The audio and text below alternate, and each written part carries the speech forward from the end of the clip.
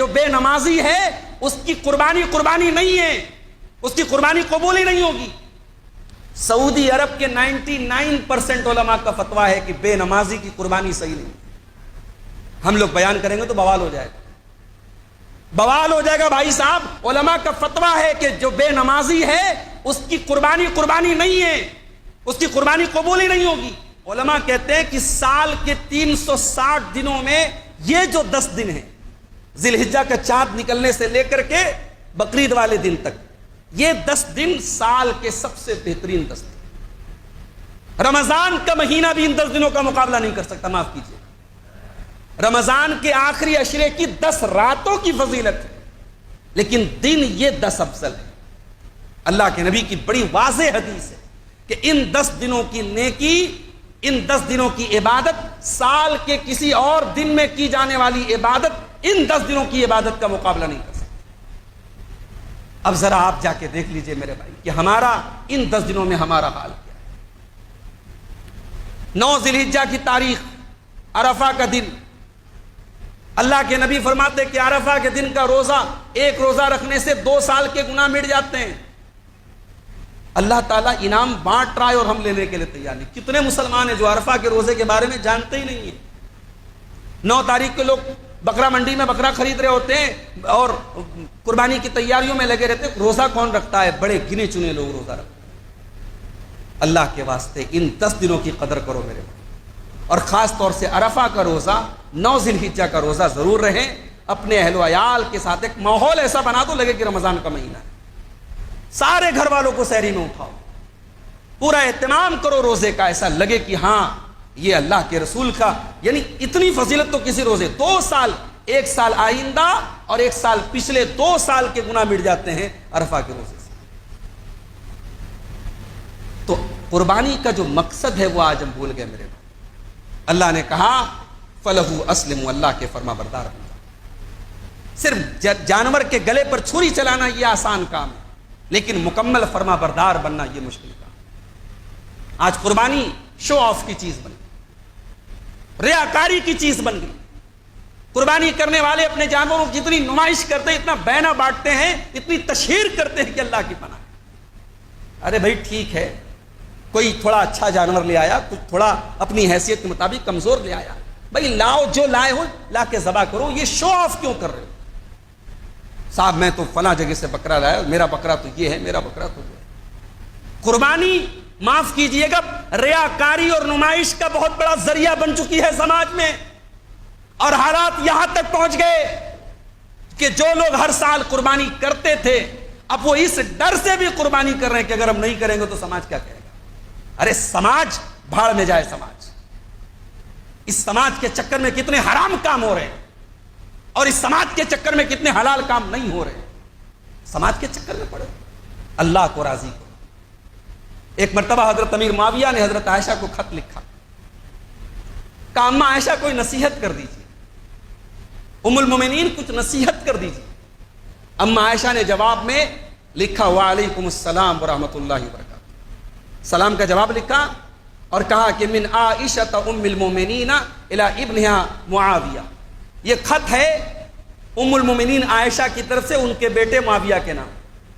اور آگے حضرت عائشہ نے صرف ایک حدیث لکھی خط میں کہ میں نے اللہ کے پیارے نبی کو فرماتے ہوئے سنا ہے من التمس رضا الناس بسخط اللہ، جو اللہ کو ناراض کر کے لوگوں کو راضی کرے گا اللہ رب العالمین اسے لوگوں کے حوالے کر دے گا، اور جو لوگوں کو ناراض کر کے اللہ کو راضی کرے گا کفاہ اللہ مؤونۃ، اللہ اس کے لیے کافی ہو جائے۔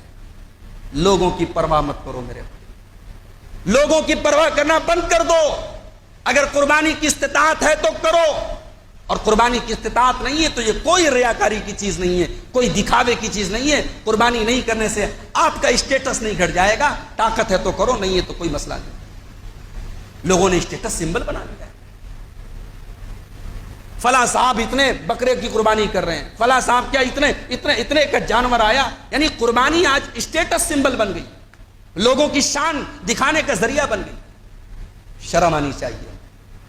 یہ قربانی جس پیغمبر کی یاد ہے اس پیغمبر کی زندگی سر سے پیر تک اخلاص، اور میرا ایک جملہ نوٹ کر لو، ریاکاری دنیا میں کبھی ٹکتی نہیں ہے، مگر اخلاص ہمیشہ باقی رہتا ہے۔ اخلاص سے لگایا ہوا پودا ایک مضبوط درخت بن جاتا ہے میرے بھائی۔ ہزاروں سال پہلے اللہ کے خلیل نے جب خانہ کعبہ کی تعمیر کی تھی، بخاری شریف کی روایت ہے، اس خانہ کعبہ کی تعمیر اللہ کا خلیل کر رہا تھا اور اس کا بیٹا اسماعیل پتھر لا لا کے اپنے باپ کو دے رہا تھا۔ ہائے اس عمارت کے کیا کہنے، اس عمارت کے کیا کہنے، اس بلڈنگ کے کیا کہنے جس بلڈنگ کا انجینئر بنانے والا اللہ کا خلیل ہو اور جس بلڈنگ کا مستری اور اس میں لیبر کا کام کر رہا ہو حضرت اسماعیل علیہ السلام جیسا پیغمبر۔ اور جب یہ دونوں باپ بیٹے خانہ کعبہ کو بنا رہے تھے، آج تو ہم مسجد میں 1000 روپے کا کام کرا دیں تو پورے محلے کو بتاتے ہیں صاحب ہم نے یہ کام کرا ہے، یہ ماربل ہم نے بچھوایا ہے، یہ پینٹ ہم نے کروایا، یہ پنکھا ہم نے لگوایا ہے۔